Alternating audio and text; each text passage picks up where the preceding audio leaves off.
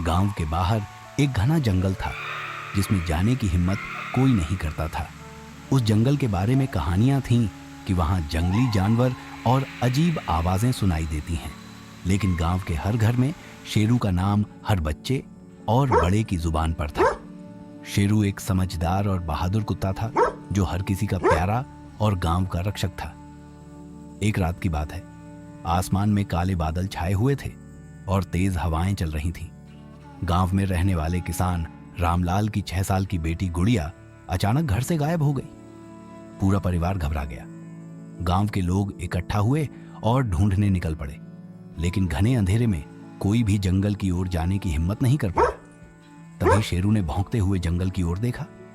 उसके कान खड़े थे और उसकी आंखों में एक अलग चमक थी, जैसे उसे पता हो कि गुड़िया कहाँ है। रामलाल ने शेरू से कहा, शेरू, हमारी गुड़िया को ढूंढ लो।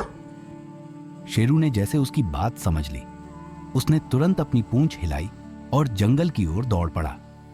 जंगल गहरा और डरावना था, लेकिन शेरू को कोई डर नहीं था। वह अपनी सूंघने की तेज क्षमता का इस्तेमाल करते हुए गुड़िया की गंध का पीछा कर रहा था। रास्ते में उसने जंगली झाड़ियों और कांटों को पार किया। अचानक उसने एक कमजोर और डरी हुई आवाज सुनी। ये गुड़िया थी जो एक पेड़ के नीचे बैठी रो रही थी। शेरू उसकी ओर भागा और प्यार से उसके चारों ओर घूमने लगा। गुड़िया ने शेरू को देखा और उसका डर थोड़ा कम हुआ, लेकिन अभी खतरा टला नहीं था। पास ही से जंगली भालू की आवाज सुनाई दी। भालू शेरू और गुड़िया की ओर बढ़ रहा था। शेरू ने तुरंत स्थिति को समझा और अपनी पूरी ताकत से भौंकने लगा। उसकी तेज आवाज ने भालू को चौंका दिया और भालू रुक गया। शेरू ने गुड़िया के चारों ओर घूमते हुए उसे सुरक्षित रखने की कोशिश की। उसकी बहादुरी देखकर भालू पीछे हट गया और जंगल की ओर लौट गया। शेरू ने गुड़िया को अपनी पीठ पर चढ़ने दिया और उसे धीरे धीरे गांव की ओर ले आया। गांव के लोग शेरू को देखकर खुशी से झूम उठे। गुड़िया के माता पिता ने उसे गले से लगा लिया और शेरू के लिए विशेष मिठाई बनाई।